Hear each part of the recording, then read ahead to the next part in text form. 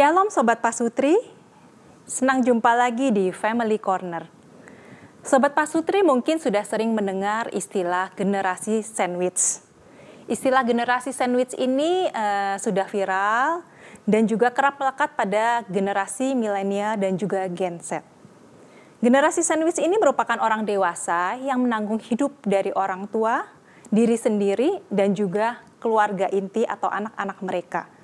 Berdasarkan pengolahan data Susenas Maret 2022, diperkirakan 8,4 juta penduduk Indonesia yang tergolong generasi sandwich ini. Rentang usia di negara-negara maju umumnya generasi sandwich ini di usia 30-40 tahun. Nah, yuk kita kupas lebih lanjut tentang generasi sandwich ini, tentunya bersama dengan seorang pakar daripada keluarga, yaitu Ibu Ane Kartawijaya dari Yayasan Unike. Halo Bu Ane. Halo, saya juga generasi sandwich. Ya. Jadi tepat ya kita mengundang Bu Ane di sini ya, bisa membagikan kita pengalamannya sebagai generasi sandwich. Nah ini gimana nih Bu, tentang generasi sandwich itu seperti apa sih? Ya mungkin pertama-tama perlu dilihat juga kategori ya, kategori saya bilangnya Sangen ya. Sangen. Oh. Sandwich generation. Oh. Iya, iya. Jadi ada 3 kategori ya. Yang pertama tradisional ya. Sekitar 30-50 umurnya. Ya, jadi generasi yang memang dia masih punya anak kecil. Yang mesti di raise gitu ya, dan tapi juga masih punya orang tua yang perlu dirawat gitu ya, kira-kira seperti itu. Nah yang kedua adalah klub, itu sekitar 30-60 ya, kita kalau pesan hamburger yang banyak dulu. Iya, tinggi itu ya. Double, triple, mac gitu ya. Klub itu jadi kebanyakan ini ya keluarga besar ya.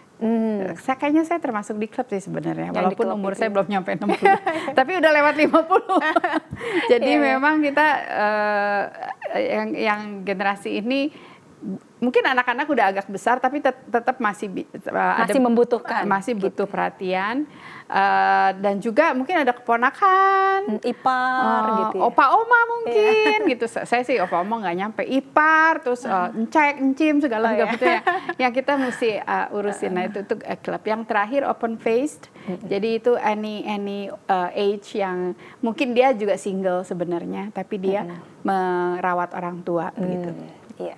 Jadi itu kategorinya seperti itu. Tadi pertanyaannya apa, lupa? Nah iya, kalau generasi sandwich kan semakin kesini tuh semakin banyak keluhan, kok makin terjepit ya? Baik secara finansial maupun relasi, karena kan tuntutan zaman, juga perkembangan teknologi ya, itu mereka semakin merasa kesulitan gitu. Oke. Jadi memang generasi sandwich ini kita ngerasain tuh, yang kita rasakan tuh beban ya. Beban gitu ya, beban bukan hanya finansial sih sebenarnya ya, apalagi kalau kita punya orang tua udah butuh banyak hal-hal medical yang bukan hanya masalah biaya pengobatan, tapi juga tuh ya kalau ngerawat orang tua tuh kita kayak naik jet coaster, tau nggak? Oh ya. Naik turun, pas turunnya terus ya, jadi ada tarik menarik gitu ya. Nah, salah satu yang mungkin menjadi khususnya untuk orang-orang Kristen ya, kita punya bebannya begini nih. Kita pingin menjadi anak yang uhau, ya. Jadi kita nggak mau menyia-nyiakan orang tua begitu ya. Tapi waktu kita menjadi anak yang uhau, kadang-kadang kita ngerasa kita neglect, mengabaikan anak. Iya. Atau sebaliknya nih. Kita mau bertanggung jawab terhadap pekerjaan, kan biasanya generasi sandwich masih produktif ya, mau pekerjaan, pelayanan di gereja gitu kan ya, terus anak, kita mau bertanggung jawab untuk hal itu, tapi satu pihak kita ngerasa kita neglect orang tua begitu kan. Nah kedua juga gimana jadi pasangan yang setia nih, kadang-kadang kan ya waktu kita ngerawat orang tua atau misalnya punya anak, misalnya sebagai perempuan ya, kita perhatian kita penuh untuk anak, untuk orang tua. Tapi satu pihak kan ada suami yang mesti diperhatikan gitu. Jadi terasa terabaikan yang itu satu. Betul, dan nggak sedikit loh yang bercerai gara-gara itu, karena dia nggak menyangka bahwa waktu menikah itu satu paket. Dapatnya banyak ya. Menikah emang cuma buat satu orang? Enggak, dibuat kami sederet. Iya, Jadi iya. juga ya begitu, satu pihak juga mau menjadi orang tua yang bertanggung jawab untuk anak-anak kan. Iya. Jadi itu ada tarik-menarik itu tuh. Yang realita yang ada ya, yang harus kita hadapi. Dan generasi sandwich kan gini, kita kalau tinggal dengan orang tua kita sendiri aja juga udah sulit ya. Pasti ada perbedaan pendapat. Apalagi kalau tinggal dengan mertua gitu atau dengan ipar. Nah ini bagaimana cara menjalin relasi gitu sebagai generasi sandwich itu?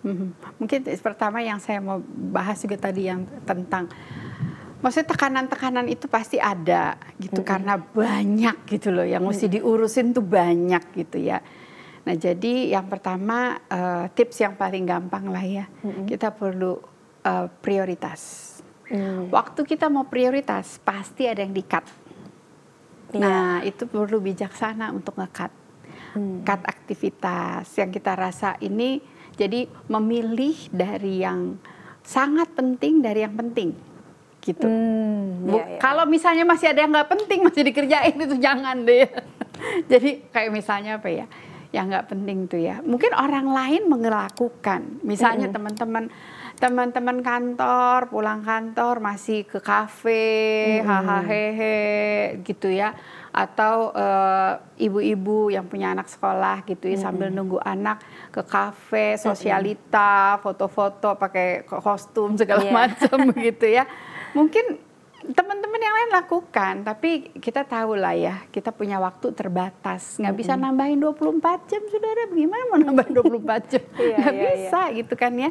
Jadi ada yang mesti di-cut sih, yang tidak penting. Nah kemudian yang lebih penting, yang sangat penting dari yang penting. Nah itu juga perlu kita lihat yang mana yang kita perlu prioritaskan. Itu menolong banget. Ya, itu menolong banget. Tapi sering ada keluhan itu sulit ya, Bu. Maksudnya menentukan nih, misalnya prioritas. Kita juga punya hobi gitu loh, kadang-kadang orang kan gitu kan. Saya juga pengen nih menyalurkan hobi, tapi kok harus ngurus orang tua juga ya? Kok harus urus anak juga? Mau nggak mau ya, mau nggak mau. Saya juga lagi ngurusin orang tua. Mertua saya umur 90 ya. Mau nggak mau hobi kita memang diubah loh. Gitu ya, jadi hobinya bisa berubah? Kok, bisa, hobi bisa diubah. Ya, bukan nggak mungkin, bisa kok hobinya bisa diubah. Yang tadinya misalnya apa yang kita lakukan sendirian gitu ya, ya kita bisa hobi jalan-jalan ke taman sama mertua. Oh gitu ya jadinya. Iya. Atau hobi apa nih, ngobrol lah sama mertua gitu kan ya. Jadi hobinya bisa mengajak orang tua atau mertua kita untuk lakukan, atau dengan anak-anak ya, kalau kita masih punya anak. Kan teman saya bilang dulu ya, saya tuh hobi berenang loh, tapi punya anak nggak bisa berenang. Ya bisa ngerendam kan. Bareng anak itu di bathtub. Masih bisa gitu. Jadi hobi bisa diubah. Jadi tadi kita topiknya hobi ya. Tadi apalagi yang tadi kamu tanya? Iya, jadi kadang kan bingung prioritas nih, orang tua dulu atau anak dulu, ada seperti itu kan. Ya, jadi kalau masalah siapa duluan itu memang nggak gampang sih, tergantung gitu ya, kebutuhan ya. Apa yang terjadi saat itu, mana yang lebih urgent begitu ya? Karena waktu ngerawat orang tua tuh kadang-kadang banyak urgentnya. Mesti ke rumah sakit gitu kan ya, mesti cari oksigen, mesti apa gitu. Nah itu mau satu hal ya, tips kedua ya, cari pertolongan. Harus, itu kita mesti punya support system. Kalau enggak, aduh, saya bisa ngebayangin susah banget hidup ya. Nah, pertolongan itu dari mana, Bu, biasanya? Pertolongan itu pertama udah pasti dari pasangan. Yeah. Ya, jadi pasangan-pasangan yang istri atau suaminya lagi ngurus orang tuanya, tolonglah mengerti gitu ya. Nggak lama kok, maksud saya bukan nggak lama gimana, maksudnya ada batas waktunya untuk ngerawat orang tua itu. Tapi pada saat kesempatan kita dapat kesempatan untuk merawat orang tua itu indah kok. Ya, jadi temanilah pasangan di dalam merawat entah papanya atau mamanya atau bahkan saudaranya yang lain gitu ya. Temanilah begitu. Kedua, saudara kandung kita. Jadi kalau ada yang berantem, udah deh baikan deh sekarang. Iya, iya. Udah bukan zamannya lagi musuh-musuhan, tapi kerjasamalah untuk sama-sama menopang gitu. Jangan sampai kita bilang begini nih, tapi kan saya kan kebutuhannya lebih banyak dari dia, biarin dia yang biayain orang tua gitu ya. Itu saya rasa nggak bijaksana. Saya sangat bersyukur saudara-saudara suami saya itu orang-orang yang sangat perhatian ya. Jadi walaupun mereka ngerti mereka tidak bisa merawat hari demi hari gitu ya, karena mertua saya tinggal sama saya, tapi mereka selalu kasih perhatian. Kemudian misalnya apa gitu urunan, walaupun nggak, maksudnya dari segi ekonomi nggak semuanya sama gitu ya levelnya ya. Tapi ada itikat baik apa yang bisa saya bantu begitu ya. Kadang-kadang saya juga mengatakan nggak usah lah begitu misalnya ya. Tapi ada tuh ini tuh beban sama-sama gitu loh, bukan beban ya. Jangan bukan bilang beban. Tanggung jawab mungkin ya. Atau anugerah sama-sama lah ya, kesempatan untuk merawat sama-sama. Dan juga dalam hal misalnya nih, kalau siapa nih yang merawat? Kadang-kadang dia kan juga butuh break loh. Iya, ya. Jadi misalnya jalan-jalan sama anak-anaknya gitu, kasihlah kesempatan gantian gitu, walaupun gantiannya kan nggak terus-terusan begitu. Jadi hal-hal seperti itu tuh perlu pertolongan. Selain juga mungkin dari komunitas gereja ya. Nah kadang-kadang ada hal-hal tertentu yang mesti titip anak gitu, atau mesti liatin.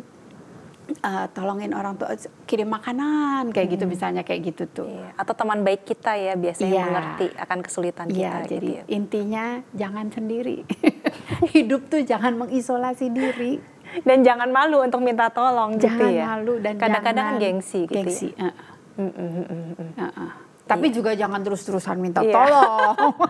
Lama-lama kabur yang dimintain tolong. Bentar-bentar minta bantuan. Jadi kayak aji mumpung gitu ya. Jadi kalau terus-terusan. Saya pakai istilah cuka lah. Cuka. Cukup terbuka. Oh. Ya, jadi dengan kebutuhan ini tips ketiganya ya. Tips ketiganya, kita perlu banyak memberikan informasi kepada support system kita. Itu pasangan atau siblings gitu ya. Memberikan informasi suka dukanya, jangan dukanya doang. Jangan cerita susahnya aja. Sukanya juga ceritakan foto, kirim fotonya. Ini mama lagi gini atau bagaimana. Jadi itu sangat membantu sih. Cukup terbuka itu mencakup hal apa saja Bu Ana? Jadi maksudnya cukup terbuka itu mencakup beberapa hal ya. Jadi kita perlu cari tahu juga ya. Jadi cuka cari tahu, kayak tahu gejrot ya. Oh, iya. Ada cukanya. Cuka cari tahu tentang hal-hal yang penting gitu ya dari orang tua yang kita rawat begitu. Nah, jadi perlu terbuka dengan pasangan. Kalau kita punya anak yang udah dewasa, kita juga perlu terbuka dengan mereka. Kita juga perlu terbuka dengan saudara kandung gitu, sehingga tidak terjadi kesalahpahaman. Ya, jadi cakupannya apa yang kita perlu tahu, misalnya hal-hal yang berkaitan dengan financial, keuangan gitu ya. Kadang-kadang kalau kita tidak tahu begitu ya, ternyata mungkin orang tua kita punya utang, kita nggak tahu, ya. Nah itu perlu sekali. Ya kalau kita jadi orang tua, kita perlu kasih tahu anak-anak kita juga ya. Iya, jangan sampai nanti kaget tiba-tiba utang sekian ditagih gitu. Iya, kitanya udah nggak ada, anak-anak cucu kita yang setengah mati mesti bayarin utang gitu kan ya. Nah terus kedua juga masalah simpanan tuh ya. Kan pernah ada kejadian ya, udah meninggal gitu ya. Ternyata nggak ada yang tahu password dari rekening besinya atau apanya. Iya, deposit. Nah itu perlu diberesin kalau kita udah mulai tua ya, kita mesti beresin. Dan kalau orang tua kita juga udah mulai tua, kita juga mesti beresin gitu ya. Bagaimana atas nama siapa dan sebagainya. Misalnya gitu asuransi ya. juga ya Bu ya. Nah warisan juga kita perlu rapihkan, jangan sampai setelah meninggal berantem kakak adik gitu karena nggak mengerti. Mungkin bukan karena kadang-kadang bukan karena maruk, apa sih namanya maruk? serakah gitu ya. Tapi karena nggak jelas gitu. Nah itu kita perlu. Masing-masing merasa memiliki hak begitu. Betul. Jadinya. Kalau misalnya kita belum jelas sama orang tua kita, ya nggak apa-apa nanya gitu ya. Kalau maksud kita baik dan terbuka dengan saudara-saudara, mestinya nggak apa-apa gitu ya. Apalagi kalau anak banyak ya Bu ya. Wah itu jadi penting. Harus jelas, mungkin surat jelas. Lah paling nggak atau apa. 2 aja bisa masalah, apalagi lebih dari 2 gitu kan. Iya. Terus juga masalah hukum ya, yang mungkin masih ada yang perlu diselesaikan. Keputusan medis itu juga penting tuh, keputusan medis. Di Indonesia mungkin kita belum terlalu terbiasa ya dengan hal-hal yang berhubungan dengan keputusan medis. Maksudnya gini, kalau nanti ada sesuatu ya di mana perlu ketergantungan dengan alat. Nah, dalam kondisi koma kan nggak bisa ditanya lagi. Iya, ya seperti kan? pemakaian ventilator. Betul. Begitu ya Bu. Itu yang mesti kita perjelas. Jadi kalau nanti ada terjadi apa-apa membutuhkan alat, setuju atau tidak begitu ya. Nah itu kalau di Amerika sih tanda tangan notaris tuh kayak gitu. Jadi waktu terjadi apa-apa itu bisa dibuka. Demikian juga di susteran saya lihat begitu tuh waktu kakak kami mengalami aneurisma dan koma, kemudian suster bilang udah kakak suami saya udah bilang dia tidak mau dibantu alat. Jadi biar lepas begitu aja natural. Nah itu perlu ada kepastian. Termasuk itu juga nggak Bu Ana, nanti saat meninggal apakah dikubur ataukah dikremasi? Ya itu juga perlu sih ya, khususnya kalau ada perbedaan agama tuh. Ya jadi misalnya sebagian besar anak-anak Buddha, sebagian besar Kristen gitu ya. Nah itu perlu tuh. Jadi mau bagaimana gitu supaya kan ya. Supaya bingung ya waktu meninggal. Biasanya kalau udah meninggal kita lagi sedih, mikirin yang ini, mikirin itu, jadi pusing kan ya. Gitu. Tapi kalau kita udah siapin semuanya, karena kan sebenarnya kita meninggal tuh ya kan cuman pulang ke rumah ya. Ke rumah Bapak. Jadi yang ya kalau kita mau pergi aja ya kita kan beres-beres dulu gitu ya. Jadi itu juga perlu beres-beres dulu. Tapi mungkin anak-anak kadang takut ya mau tanya ke orang tua. Ya. Tapi kalau hubungan baik ya. Kayak saya sebenarnya saya juga ajak mama sebenarnya pengen tadinya mau dikremasi karena nggak mau menyusahkan anak-anak gitu ya. Tapi kebetulan suami saya bantuin orang terus jadi beli itu ya tanah pemakaman. Gitu. Jadi kami ajak mama. Jadi mama nanti di sini ya, saya di sebelah mama ya. Kalau meninggalnya di situ. Iya. Jadi buat orang tua juga itu udah tenang hatinya. Jadi dia udah tahu oh nanti kalau saya meninggal petinya bagaimana. Kan peti juga mama udah udah nabung gitu ya di Tabita. Jadi udah jelas petinya apa pemakaman bagaimana, dia juga tenang hatinya. Iya, sekarang gitu. menolong tuh yang seperti Tabita kan ada iuran. Iya, gitu ya. iya. Karena biaya kan mahal sekali nih Bu sekarang. Betul. Dengan adanya Tabita itu menolong ya kita udah nabungin sehingga nanti waktu meninggal tidak menyusahkan yang lain gitu ya. Kalau kita yang merawat mama papa atau siapapun, kita juga menolong saudara-saudara yang lain yang nggak pusing gitu ya. Tapi kalau kitanya sendiri nih kita juga perlu menyiapkan itu tuh supaya kita nggak meninggalkan warisan kesusahan kepada anak-anak gitu. Kepada anak-anak kita yang adalah generation sandwich gitu kan. Nantinya juga anak-anak kita bakal jadi generasi yang terjepit itu gitu ya. Betul. Jadi mungkin anak yang terdekat mungkin boleh bertanya ya ke boleh. orang tua. Kan mungkin nggak semua anak juga dekat mau nanya sungkan ya. Ya kalau sampai nggak ini menjadi sesuatu yang sensitif ya jangan. Iya. Ya apa boleh buat. Tapi penting sih Bu, seperti yang ventilator tadi kan sering sekali kejadian. Perbaiki relasi dulu dah. Cari waktu yang tepat, jangan lagi itu terus nanya, wah, atau kasih tunjuk tanah kuburan. Kamu mau saya mati? Iya. Kacau ya. Nah kemudian cara dan kebutuhan perawatan. Kalau kita sebagai yang merawat gitu ya, kan salah satu isu generation sandwich kita kayak terbeban begitu kan ya. Tapi kalau kita bisa berbagi gitu ya, bukan artinya kita mengeluh loh, bukan. Itu cuma ceritakan aja, Mama perlu cara perawatannya begini, perlu ditambahkan misalnya peralatan tongkat lah, apalah gitu ya yang dibutuhkan. Kita bisa sharekan ke saudara-saudara. Dan kalau kita orang yang maksudnya gini, kalau bukan kita yang merawat, kita juga perlu tuh nanya gitu ya ke saudara yang merawat apa yang kebutuhannya apa diperlukan, atau lihat gitu ya. Saya lihat kakak-kakak saya begitu tuh, kalau datang mereka amati, terus kemudian nanti mereka bawain apa, atau kalau misalnya dia tahu kebutuhan yang besar, terus menawarkan perlu kita bisa sharing atau enggak, misalnya urunan untuk biaya suster, perawat, misalnya kayak gitu. Itu sangat menolong sih kalau kita bisa berbagi gitu. Dan kita sebagai orang yang sudah mulai tua ya mau nggak mau kita harus menjadi orang yang dibantu. Kadang-kadang ada orang tua tuh yang bikin udah perlu dibantu tapi nggak mau dibantu, itu tuh bikin pusing. Betul, mungkin pikirannya tidak mau menyusahkan anak ya sebenarnya. Atau ya mungkin ya saya pikir salah satunya juga kita butuh kerendahan hati untuk menjadi tua. Misalnya kita udah tahu nih ya, maksudnya sering jatuh gitu ya, butuh ada yang merawat gitu, butuh ada yang nemenin. Kadang-kadang ada orang tua tertentu yang nggak mau tuh. Iya betul. nggak mau emang risih sih ya ada orang lain ya. Tapi kan kalau jatuh tambah bikin pusing lagi. Sedangkan gitu. anak nggak bisa dampingin terus menerus. Betul. Ya. Dan mereka kan juga nggak bisa membiarkan kalau papanya kenapa-napa gitu kan, hatinya juga kasihan gitu. Jadi memang ya masing-masing ya, baik generation sandwich itu sendiri maupun yang pihak dari yang tua ya, anak-anak mah kita masih nggak bisa ngomongin ya.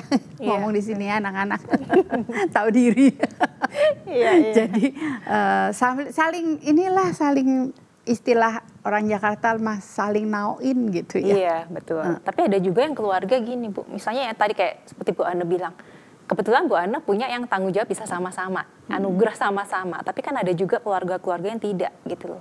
Jadi ya diserahkan aja ke mana, tidak mau tahu. Apalagi gitu. kalau punya anak cuma satu ya. Iya. Makanya punya anak banyak ya. Begitu Bu. Kesian kalau satu. Punya anak banyak aja kadang-kadang kan yang maksudnya ya jadi anak uhau itu cuma 2 misalnya dari 5 anak. Ada kan kasus-kasus yang seperti itu.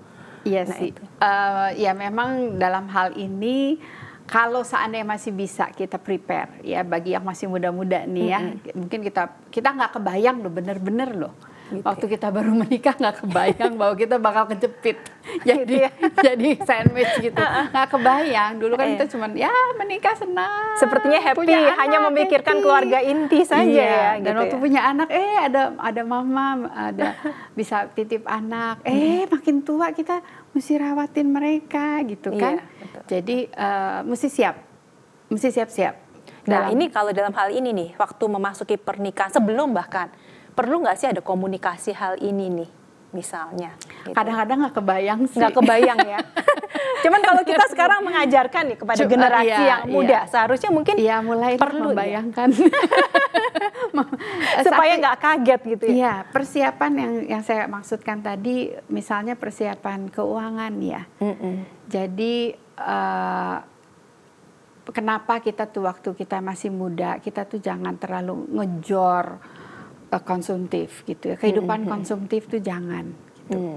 Karena ke depan tuh kita nggak pernah memikirkan bahwa ternyata banyak orang yang membutuhkan saudara-saudara kita gitu. Kita nggak pernah kebayang itu mungkin. Mungkin 5 tahun pernikahan belum ya Bu, masih santai. Pikiran gitu kita ya. cuman gimana dengan pasangan dan anak gitu ya. Nggak taunya ini butuh tahun dibantu, ke-10. itu butuh dibantu. Terus kita pusing gitu kan ya. Kalau nggak ada yang bantu bagaimana? Jadi gaya hidup konsumtif jangan dihentikan segera. Ya, tas berapa duit, misalnya yang merek-merek, baju-baju saya bermerek loh, merek Unique. Kalau red banyak, banyak ya, semuanya gratis. Kaos. Jadi Itu satu, jangan punya gaya hidup konsumtif, mesti nabung. Juga mungkin mesti ada planning tuh ya. Saya sih sharing ini sebenarnya mestinya suami saya sih ya yang ngerti. Tapi saya lihat cara dia mengatur dari pertama menikah, dia juga bicara dengan saya soal bagaimana keuangan bersama, tanggung jawab saya sebagai istri untuk keuangan.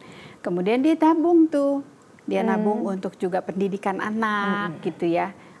Dia ikut asuransi atau apa begitu, asuransi untuk pendidikan anak. Kemudian juga menabung untuk hal-hal yang memang jadi gaya hidup kita tuh nggak boleh full dengan apa yang kita punya gitu. Dia punya prinsip 10% lah dari yang kita punya, gaya hidup kita mesti yang lainnya tuh untuk tabungan hari tua, tabungan kesehatan, insurance kan ya, untuk pendidikan anak begitu. Jadi ada pos-posnya itu ya, iya, begitu ya. Pos untuk ke depan ya. Jadi itu perlu dipersiapkan sejak awal supaya nggak kaget-kaget nantinya. Gitu. Karena kadang ada yang memasuki pernikahan Ibu memang dia sudah harus menanggung keluarga, gitu misalnya menanggung orang tua juga menanggung misalnya adik-adiknya yang sekolah. Iya. Seperti itu. Dan bahkan kadang ini itu bisa nominalnya lebih besar justru untuk yang keluarga inti. Aduh.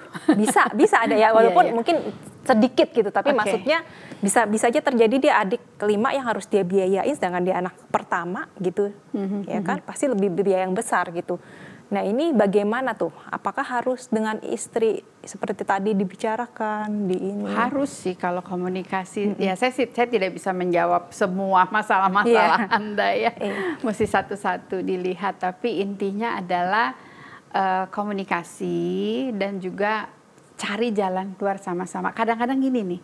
Kadang-kadang kita pikir jalan keluar A, B, C, D. Tapi sebenarnya ada option F, G, H, I, Y gitu. Nah, option-optionnya itu yang kita butuh hikmat dari Tuhan. Kita butuh bicara dengan saudara-saudara. Jadi kumpul keluarga besar ya, kita bicara soal klub nih ya, maksudnya generasi yang banyak ini yang bertumpuk, karena kita orang Indonesia kan, orang Timur kita kan kecenderungannya ya hidup kolektif family gitu kan ya. Jadi kesempatan Sinja, kesempatan Natal itu adalah kesempatan untuk kita membangun unity dengan keluarga besar dan juga membahas hal-hal yang kita perlu brainstorming lah ya, ini punya masalah begini nih, gitu ya. Mungkin kita nggak kepikir, tapi dengan kita ngobrol, mungkin ada jalan keluar yang mungkin muncul gitu. Iya, jadi jangan malah bertikai, saling lempar tanggung jawab begitu ya. Kadang-kadang kan ada yang begitu kan Bu ya, maksudnya. Justru kesempatan kita masuk dalam persoalan keluarga besar bagi saya sih indah. Gitu ya. Karena saya ngalamin. Tapi perlu komunikasi itu ya Bu ya. Perlu komunikasi. Indahnya gini, melihat tangan Tuhan bekerja tuh. Oh gitu ya. Iya, jadi kita cuma memberi diri cukup sih sebenarnya. Memberi diri untuk mendengar pertama kan. Kemudian memberi diri untuk melakukan sesuatu yang kita bisa. Kayak misalnya nawarin gitu, mama tinggal sama saya gitu misalnya, mau nggak gitu. Itu kan sesuatu langkah pertama. Jangan juga ngomongnya nggak sepenuh hati, mama mau nggak? Mau, ya mau. Jadi nggak ikhlas ya Bu? Nggak ikhlas. Iya. Dengan maksudnya waktu udah dijalanin nih, bagi saya sih ya, waktu udah dijalanin tuh keindahannya adalah menikmati Tuhan udah menyiapkan semuanya. Sebelum kita sampai di situ, Tuhan udah siapkan semuanya dan waktu kita sampai di sana kita jadi kayak ngelihat pemandangan yang indah gitu. Termasuk masalah-masalah keluarga dari saudara-saudara kita yang punya masalah gitu kan ya. Mungkin kita bilang ya itu kan urusan dia gitu ya. Tapi kan kadang-kadang butuh. Karena kan kadang-kadang malah jadi pertikaian tuh antara suami istri gara-gara tanggung jawab yang ke keluarga ini nih begitu. Ya kalau kita menyadari bahwa pasangan kita itu satu tubuh ya. Prinsip saya gini, apa yang disayang sama suami saya harus menyayangi juga. Jadi kalau misalnya suami saya sayang sama enceknya gitu, enceknya sakit misalnya, Dan dia memikirkan, saya tahu ini suami saya sayang banget gitu kan. Nah, apa yang bisa saya bantu? Iya. Beliin kursi roda misalnya. Oke, saya sibuk-sibuk juga saya cari kursi roda gitu ya buat ngeceknya walaupun saya nggak deket sama dia gitu kan. Iya. Dan nggak usah merasa kok saya diganggu gitu, enggak. Nanti ya pada saat dia udah nggak ada misalnya ya, kita ngerasa ada satu kepuasan gitu. Gitu ya. Kepuasan sudah berkontribusi gitu ya, sudah membagikan kasih Kristus kepada, walaupun dia mungkin bukan Kristen gitu ya, tapi ya apa yang disayang sama pasangan kita, kita sayang. Apa yang dikhawatirkan oleh pasangan kita, oke, kita sama-sama pikirin. Jadi sama-sama dan doakan. ya. Itu akan menolong bagi pasangan kita juga untuk menjadi lebih ringan bebannya, dan pastilah dia pasti lebih cinta kita. Iya, karena mau memperhatikan keluarga dia, dan dia pasti juga mau memperhatikan. Bukan berarti saya bilang mengasihi yang dikasih supaya kita disayang, ya enggak loh. Tapi maksudnya itu bonus. Tapi sebenarnya karena kita mau mengasihi keluarga suami, pasti suami juga mau mengasihi keluarga kita kan, gitu, istrinya, seperti itu ya. Gitu. Jangan dibanding-bandingin juga ya. Kayaknya saya lebih perhatiin sama keluarga kamu daripada kamu perhatiin keluarga saya. Jadi akhirnya berantem lagi kan? Berantem lagi. Iya. Jangan dibanding-banding. Jadi banding-banding gitu kan. Nah, tapi ada juga nih Bu yang punya permasalahan dengan, aduh ini ipar datang terus nih ya. Kita aja ngurusin orang tua udah susah nih, ditambah ipar lagi. Nah, kan ada yang seperti itu, Bu. Dalam keluarga ya, pasti ada difficult person. Gitu. Kayak saya kan jadi guru juga ya. Di dalam kelas tuh heran tuh guru sekolah minggu selalu ada aja anak yang susah gitu. Orang-orang yang dalam istilahnya extra grace person. Saya kadang-kadang saya renung-renung gitu ya, Tuhan kenapa sih? Saya sampai bilang sama, barusan saya ngomong Pak Paul, saya tuh kayak lagi pasang spray Pak. Narik sini ke situ copot, tarik sini. Oh gitu. Jadi kok kayaknya keluarga nggak habis-habis gitu, nggak beres-beres. Saya juga 7 bersaudara kan. Yang ini udah beres, yang ini bermasalah. Ini beres, yang ini bermasalah. Gantian aja gitu kan ya. Tapi saya melihat, terus saya renung-renungkan, saya melihat ya itu untuk membuat kamu tidak menjadi sombong dan melupakan Tuhan. Dengan masalah-masalah yang begitu begitu banyak dalam keluarga besarmu, kamu akan semakin bersandar padaku, terus berseru padaku. Kalau semuanya baik gitu ya, kita kan jadi aman sombong gitu ya, ya. aman ya. Saya nggak ada masalah. Saya rasa itu yang Tuhan ajarkan sih kepada saya untuk lebih bersandar pada Tuhan. Dan malah makin kuat mungkin ya. Terus ini kadang-kadang kan bukan cuma hal itu aja, tapi kadang ada hutang juga gitu kan, yang mungkin di dalam keluarga generasi sandwich ini nih, begitu. Langsung sakit perut ya. Aduh, iya, betul. Apalagi kalau yang hutang itu bukan hutang kita ya, tapi kita mesti bayar. Iya. Dan repotnya lagi kalau orang tersebut udah tahu hutang tapi masih terus berhutang. Iya. Ya, perlu ketegasan sih dalam gitu hal ini. Jadi yang tadi saya katakan extra grace person, ada orang-orang yang memang perlu kita tegur atau kasih batasan gitu ya. Jangan sampai yang lain jadi ikut-ikutan masuk jurang gitu kan. Jadi memang mesti ada ketegasan, mesti bicara. Iya. Jadi bicaranya sih lebih baik 4 mata ya. Ya kecuali pakai kacamata nambah kan. Tapi maksud saya jangan tuh ya, kalau di kita kan udah zamannya WA grup tuh. Jangan ngomongin di grup apa WA gitu ya, membahas hal-hal yang sangat sensitif, yang sangat penting. Kalau yang namanya sangat penting berarti perlu ketemu. Itu perlu ketemu. Jangan bahas dengan orang lain, bahas dengan orang yang bersangkutan. Karena nggak menyelesaikan masalah nggak juga menyelesaikan masalah, memperkeruh masalah mah iya. Itu yang membuat akhirnya keluarga besar saling benci satu dengan yang lain. Ya jadi Ya seperti yang saya katakan juga di generasi sebelumnya tuh tadi apa strawberry. Strawberry. Ya saudara itu ya saudara, bukan musuh.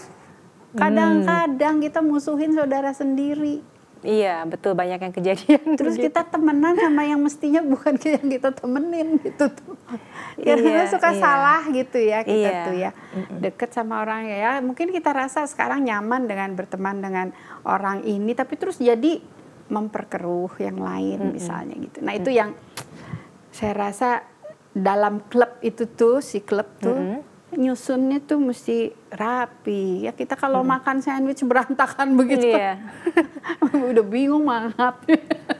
Tapi kadang gini Bu, kalau udah di generasi sandwich serba terjepit, serba stres gitu ya, boleh nggak sih diri sendiri ini dapat sedikit gitu loh, healing gitu ya, seperti itu gitu. Ya tergantung healingnya sih, kadang-kadang healing jadi hilang. Iya.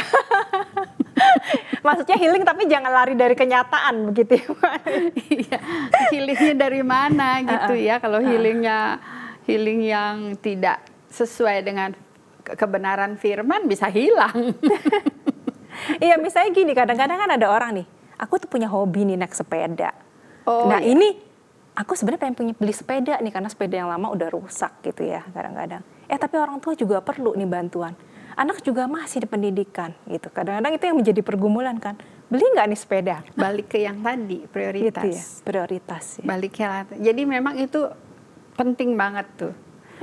Prioritas, gaya hidup konsumtif, gaya hidup kita nih, kita mesti jaga. Jangan pernah ngerasa gini nih, saya kan nanti ketinggalan atau beda dengan yang lain gaya hidupnya. Kalau kamu punya gaya hidup yang menarik, orang lain akan belajar dari kamu. Gaya hidup yang bagaimana? Gaya hidup mendampingi orang tua. Bener loh, saya ngerasakan itu banget. Dengan saya mencoba untuk mengubah gaya hidup saya, karena anak-anak udah besar kan. Sekarang saya mendampingi mertua, kemana-mana saya ajak. Agak repot sih, karena kan lama di jalannya. Iya. Tapi itu dijadikan sesuatu yang kita lakukan gitu ya. Nggak ikut misalnya yang sepeda sekarang mahal banget ya. Padahal itu bisa beli kursi roda. Nah iya, kan kadang-kadang kan perlu pertimbangan mana nih yang perlu lebih dahulu begitu. Dahulukan orang lain. Begitu ya. Dahulukan. Ya bukan berarti kita tidak memikirkan kepentingan kita sendiri, tapi kepentingan kita jangan berlebihan gitu. Selama masih wajar. Selama masih wajar. Jangan juga karena ngurusin orang tua jadi kita nggak ngurusin diri sendiri, nggak juga gitu sih. Tapi kita harus pilih prioritas. Jadi kalau mau healing gitu ya, healing yang cepet lah, jangan lama-lama healing. Jangan akhirnya menjadi pelarian karena di rumah pusing kan, aduh ada orang tua, ada anak, terus akhirnya healingnya pergi sampai malam. Healing nih, healing ke puncak gitu kan ya. Saya mau healing ke puncak, udah jalan udah macet kan, udah sampai puncak ya senang pas pulang cucian numpuk gitu. Iya, tambah stres lagi.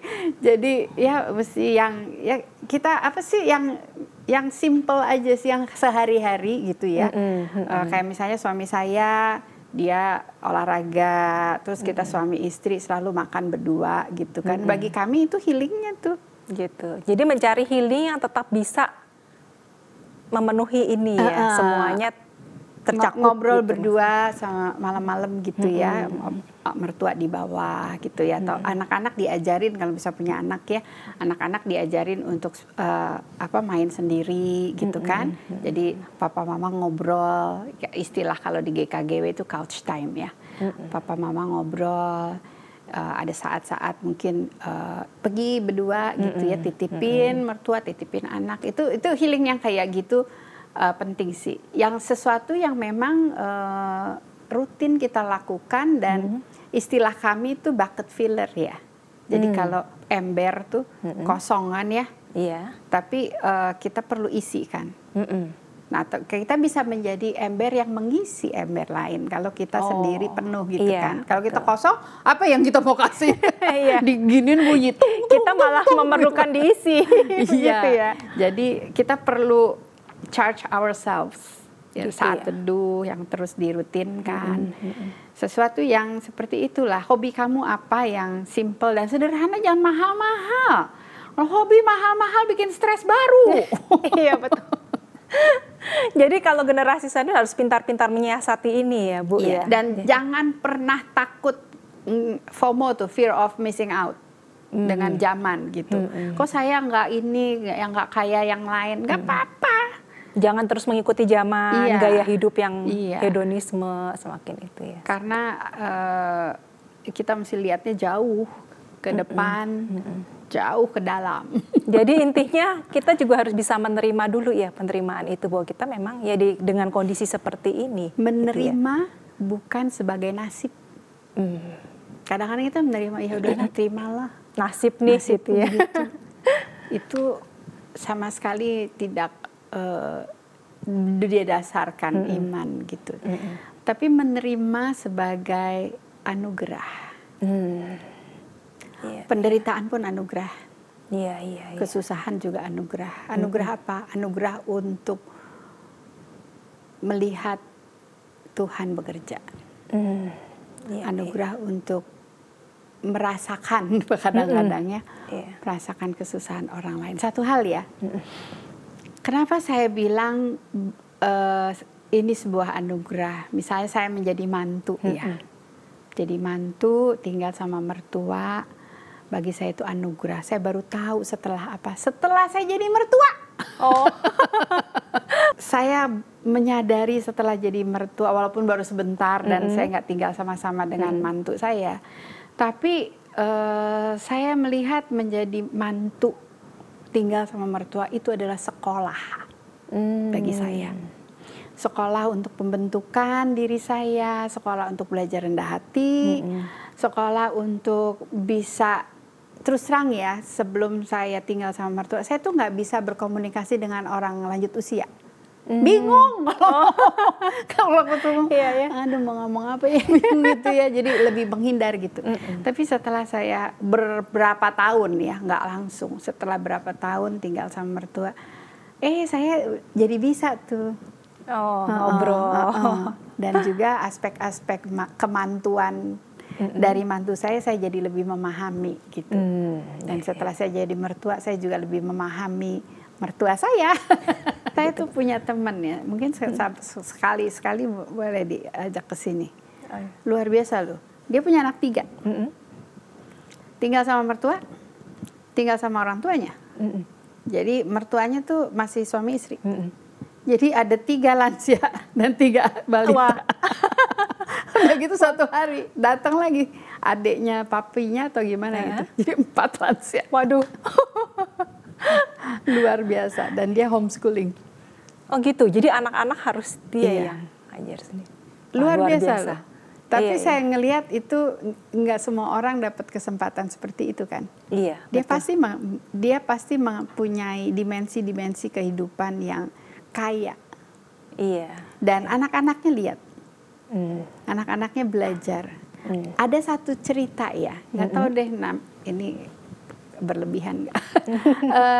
Kalau nggak salah itu buku cerita anak-anak. Saya ketemu di perpustakaan anak-anak waktu itu saya ketemu. Namanya Doko atau Doho ya. Jadi cerita tentang sepasang suami istri tinggal sama, dia punya anak kecil, dan dia juga ngerawat orang tua. Nah suatu kali dia kan kerja gitu ya, terus anaknya sama orang tuanya. Jadi kalau nggak salah kakeknya gitu ya, kakeknya yang ngerawatin. Suatu kali dia pulang kebakaran rumahnya. Karena si kakeknya ini melakukan kesalahan lah sehingga kebakar. Nah yang di akhir jadi si istrinya ini kan jadi papa dari suaminya, marah-marah kan, kamu mesti singkirkan gitu. Papa kamu ini udah tua sekali dan nggak bisa tinggal lagi sama kita gitu. Terus ya udah, terus akhirnya karena ditekan sama istri, akhirnya dia bawa papanya pakai keranjang gitu ya. Terus dimasukin papanya ke dalam keranjang, dia mau bawa ke kuil, mau ditaruh di kuil begitu. Ini kalau nggak salah buku Jepang kalau nggak salah. Nah terus pagi-pagi dia taruh papanya di keranjang itu. Iya. Terus anaknya nanya, papa mau dibawa kemana gitu. Terus iya, opanya mau papa taruh di kuil gitu. Terus waktu papanya jalan, anaknya manggil-manggil, papa sini. Kenapa? Jangan lupa keranjangnya dibawa pulang lagi katanya. Oh. Kenapa? Nanti buat bapak, saya bawa papa kalau udah tua. Ya, ini pelajaran ya. Iya, itu ceritanya sih simple, tetapi anak-anak lihat. Iya, betul. Sikap kita, cara kita bicara, bagaimana kita memperlakukan orang tua kita. Iya. Anak kita akan memperlakukan hal yang sama. Dan jangan lupa loh, firman Tuhan, hormatilah orang tuamu. Iya, Itu betul. tidak boleh dilupakan. Iya. Jangan sampai kita mempunyai hal-hal yang lebih penting daripada itu dan kita merupakan. Iya. Dan menganggap, banyak sekarang orang Kristen yang punya pikiran begini nih, kan orang tua kita adalah mereka yang seiman gitu, yang mengikuti perintah Tuhan gitu kan ya. Nah kebetulan mungkin orang tuanya nggak seiman atau tidak, bukan murid Kristus, terus orang tuanya disia-siakan.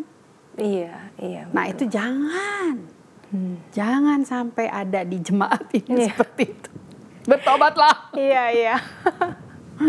Iya, betul sekali Bu Ana. Jadi kalau anak-anak tuh selalu melihat kita ya, bagaimana dan nantinya dan kita yang Tuhan lebih ngelihat kita. Iya. Walaupun kita tidak bisa melihat Tuhan, tapi Tuhan melihat kita, itu ya. Oke Bu Ana, apa ada closing statement untuk kita, Sobat Pasutri? Yang pertama yang saya mau ingatkan kepada Pasutri semua bahwa menjadi generasi sandwich itu bukan beban, tetapi anugerah. Ya, bukan beban, tapi anugerah. Tuhan sudah menyediakan banyak hal yang mungkin berat untuk kita jalani, tetapi bukan tidak mungkin bersama-sama dengan Tuhan. Dan yang kedua, kita juga harus ingat bahwa kita akan menjadi tua. Ya. Dan suatu saat kita juga harus bergantung pada orang lain. Suatu saat kita juga kehilangan kekuatan dan membutuhkan orang lain untuk merawat kita. Jadi dalam saat ini kita bisa merawat orang lain, itu adalah sesuatu yang indah sebenarnya. Oke Sobat Pasutri, kalau merasa Family Corner ini bisa menjadi berkat, jangan lupa like, share, dan subscribe. Bu Ana bisa mendoakan untuk kita semua? Oke, mari kita berdoa. Tuhan, kami bersyukur karena ketika Tuhan memberikan kami hidup, Tuhan juga memberikan kami tuntunan. Tuhan sudah berbicara, Tuhan sudah memberikan hukum-hukum-Mu supaya untuk kami taati, menghormati ayah ibu, dan juga mendidik anak-anak di dalam Tuhan. Tuhan tolong, kadang-kadang kami merasa too much, terlalu banyak yang harus kami kerjakan, yang harus kami pertanggungjawabkan, yang harus kami urus. Tapi Tuhan, kami mohon biarlah Tuhan memberikan kekuatan. Kalau Tuhan mengizinkan kami menanggung semua ini, kami tahu ada hal-hal yang surprising yang Tuhan akan tunjukkan kepada kami di depan. Berilah kepada kami iman bahwa Tuhan tidak pernah meninggalkan kami. Dan tolong supaya kalau kami kekurangan kasih, kami kekurangan kesabaran, kami kekurangan semangat, mohon Roh Kudus berikan itu kepada kami semua. Di dalam nama Tuhan Yesus kami berdoa. Amin. Amin. Thank you Bu Ana.